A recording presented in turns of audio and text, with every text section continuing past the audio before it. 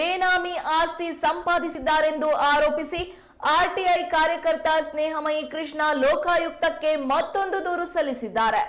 ಸಿದ್ದರಾಮಯ್ಯನವರು ಕೆಸರೆ ಗ್ರಾಮದ ಜಾಗವನ್ನ ಅರಿಶಿನ ಕುಂಕುಮ ರೂಪದಲ್ಲಿ ಪತ್ನಿಗೆ ಕೊಟ್ಟಿದ್ದಾರೆ ಎಂದಿದ್ರು. ಈಗ ಮತ್ತೆ ಮಲ್ಲಿಕಾರ್ಜುನ ಸ್ವಾಮಿ 1 ಎಕರೆ ದಾನ ಮಾಡಿದ್ದಾರೆ. ಯಾಕೆ ಮಲ್ಲಿಕಾರ್ಜುನ ಸ್ವಾಮಿ ಖರೀದಿ ಮಾಡಿದ ಭೂಮಿಗಳನ್ನೇ ದಾನ ಮಾಡ್ತಿದ್ದಾರೆ? ಈ ಬಗ್ಗೆ ಸಿದ್ದರಾಮಯ್ಯನವರು ಎಲ್ಲಿಯೂ ಹೇಳಿಲ್ಲ ಯಾಕೆ ಎಂದು ಪ್ರಶ್ನೆ ಮಾಡಿದ್ದಾರೆ. ಪಾರ್ವತಿಯವರ ಕುಟುಂಬದ ಒಡೆತನದ ಒಟ್ಟು ಆಸ್ತಿ ಮತ್ತು ಮಲ್ಲಿಕಾರ್ಜುನ ಸ್ವಾಮಿ ಅವರು ಸಂಪಾದಿಸಿರುವ ಆಸ್ತಿಗಳ ಬಗ್ಗೆ ತನಿಖೆ ನಡೆಸಬೇಕು ಎಂದು ಅವರು ಒತ್ತಾಯಿಸಿದ್ದಾರೆ.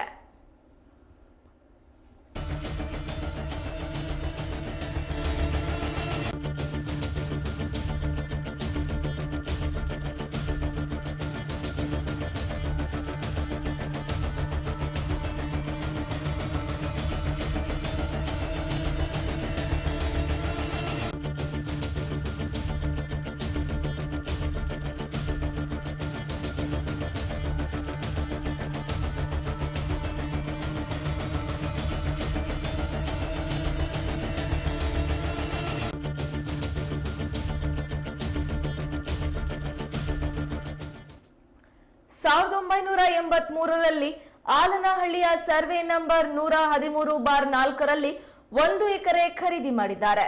1996ರಲ್ಲಿ ಮೂಡ ಅಂತಿಮ ಅಧಿಸೂಚನೆ ಹೊರಡಿಸಿದ್ರು ಡಿನೋಟಿಫೈ ಆಗಿದೆ. ಸಿದ್ದರಾಮಯ್ಯ ಪ್ರಭಾವದಿಂದ ಡಿನೋಟಿಫೈ ಆಗಿದೆ. ಅದೇ ಭೂಮಿಯನ್ನ 2010 ಅಕ್ಟೋಬರ್ನಲ್ಲಿ ಪಾರ್ವತಿಗೆ ದಾನ ಮಾಡಲಾಗಿದೆ. ತದನಂತರ ಅದನ್ನ 1 ತಿಂಗಳೊಳಗೆ ಸಿದ್ದರಾಮಯ್ಯ ಅವರ ಪುತ್ರ ಯತೀಂದ್ರ ಅವರಿಗೆ ವರ್ಗಾಯಿಸಲಾಗಿದೆ. ಇದಾದ 4 ತಿಂಗಳಲ್ಲಿ ಯತೀಂದ್ರ ಆ ಭೂಮಿಯನ್ನ 3ನೇ ವ್ಯಕ್ತಿಗೆ ಮಾರಾಟ ಮಾಡಿದ್ದಾರೆ ಎಂದು ಸ್ನೇಹಮಯಿ ಕೃಷ್ಣ ಆರೋಪ ಮಾಡಿದ್ದಾರೆ. ಈ ವ್ಯವಹಾರಗಳನ್ನ ಸಿದ್ದರಾಮಯ್ಯ ಏಕೆ ಸಾರ್ವಜನಿಕರಿಗೆ ಬಹಿರಂಗಪಡಿಸಿಲ್ಲ ಎಂದು ಪ್ರಶ್ನಿಸಿರುವ ಕೃಷ್ಣ, ಮಲ್ಲಿಕಾರ್ಜುನ ಸ್ವಾಮಿ ಅವರ ಹೆಸರಿನಲ್ಲಿ ಸಿಎಂ ಬೇನಾಮಿ ಆಸ್ತಿಗಳನ್ನ ಸಂಗ್ರಹಿಸ್ತಾ ಇದ್ದಾರೆ. ಈ ಬಗ್ಗೆ ಲೋಕಾಯುಕ್ತರು ಸೂಕ್ತ ರೀತಿಯಲ್ಲಿ ತನಿಖೆ ನಡೆಸಬೇಕು ಎಂದು ಒತ್ತಾಯಿಸಿರುವ ಸ್ನೇಹಮಯಿ ಕೃಷ್ಣ, ಅಧಿಕಾರಿಗಳು ಕ್ರಮ ಕೈಗೊಳ್ಳಲು ವಿಳಂಬ ಮಾಡಿದರೆ ಕಾನೂನು ಹೋರಾಟ ಮಾಡುವ ಎಚ್ಚರಿಕೆಯನ್ನ ನೀಡಿದ್ದಾರೆ.